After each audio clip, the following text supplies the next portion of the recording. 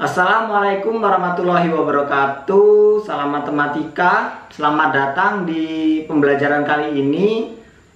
Semoga kita sehat selalu dan selalu semangat belajarnya.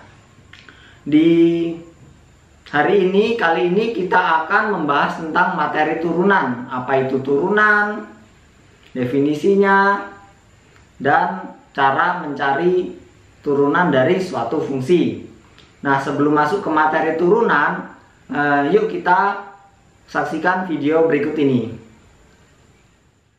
From an emotional heartbreak 2 weeks ago in Supercross, Adam Cianciarulo wins here at Hangtown. What a rebound. Nah, tadi itu apa yang kita saksikan di video, yaitu video perlombaan motocross. Kita tahu kan di perlombaan motocross itu biasanya untuk menambah keseruan, penyelenggara itu menambahkan semacam tanjakan-tanjakan agar motocross itu bisa melesat ke udara.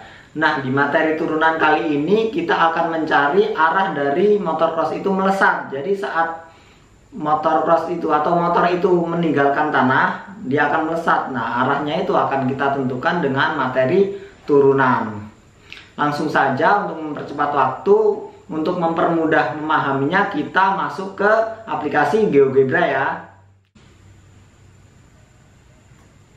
Oke, di sini kita siapkan di GeoGebra ini ya. Di sini ada gambar motor, di sini ada lintasan untuk naik atau lintasan untuk melompat, apalah itu namanya, atau adrenalinnya istilahnya ya. Nah, biasanya pada perlombaan motor itu kan, motor itu akan melaju lalu mengikuti adrenalinnya ini, lalu akan melesat ke udara, begitu kan? Misalnya melesat di udaranya itu pada titik A ini. Nah, titik A ini adalah titik 5,5. Bagaimanakah kita caranya untuk mencari arah dari melesatnya motor ini? Caranya adalah sebagai berikut. Tentu saja kita buat 2 titik, lalu kita dekatkan saja B itu ke A sedekat-dekatnya. Nah, pada saat inilah, atau pada saat melesat inilah, ini kan ada garisnya. Nah, disinilah arah dari melesatnya motor itu, alias mengikuti garis ini. Jadi melesat, lalu akan dikenai oleh gravitasi, lalu akan turun, begitu. Nah, kan pada saat motor itu melesat, ini B-nya mendekati A sedekat-dekatnya. Ingat, mendekati A sedekat-dekatnya. Artinya apa? Kita bisa menggunakan limit untuk mendekatinya. Jadi kita formulasikan bagaimana, yaitu limit Y1 dikurang Y2 atau YB dikurang YA dibagi XB dikurang XA untuk X-nya, untuk XB mendekati XA. Begitulah konsep limit. Nah, kalau kita perhatikan garis AB ini, atau kita bisa sebut sebagai garis singgung kurva di titik A ini, gradiennya kalau kita lihat dari garis ini ya, dari kiri, kita dekati dari kiri itu sekitar 1,99, lalu dari kanan itu 2,1. Secara intuitif ini gradiennya mendekati 2 ya. Artinya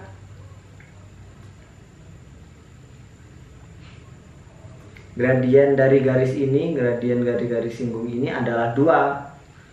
Lalu bagaimana caranya kok bisa mencari dapatnya 2? Ayo kita coba kerjakan di kertas, oke? Nah, tadi kan sudah kita dapatkan rumusnya, itu gradiennya yaitu limit YB dikurang YA per YXB dikurang XA untuk XB mendekati XA. Kan kita tahu bahwa titik B ini kan berada di kurva GX kan. kita misalkan Y sama dengan GX, maka YB itu ya 1/5 dari XB kuadrat. Ngikutin ini ya, kuadrat.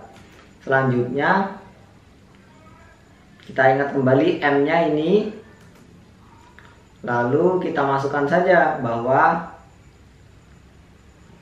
ini YB nya yaitu 1/5 XB kuadrat dan YA nya itu 1/5 XA kuadrat.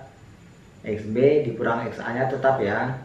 Lalu karena ini ada 1/5 dan ini ada 1/5, kita keluarkan saja 1/5 nya. Jadi 1/5 ini XB kuadrat dikurang XA kuadrat dibagi XB dikurang XA. Lalu 1/5 nya bisa kita keluarkan dari limit. Jadi 1/5 dari limit ini. Begitu kan? Nah, karena XA nya sama dengan 5, maka kita ganti saja semua yang XA menjadi 5, yaitu M nya 1/5 limit XA nya menjadi 5 ya. Ini XB mendekati 5, XB nya tetap XB kuadrat dikurang 5 kuadrat per XB dikurang XA nya tadi diganti 5. Selanjutnya ini kan apa? Ini kan kuadrat dari sekawan, apa namanya, selisih kuadrat kan, bisa kita buat menjadi perkalian sekawan, yaitu XB dikurang 5 kali XB ditambah 5. Nah, karena di bawah dan di atas ada XB dikurang 5, kita bisa coret saja ya, tinggal yang ini XB ditambah 5 ini, sehingga M nya 1/5, lalu XB nya kita ganti 5 menjadi ini, 5 nya tetap.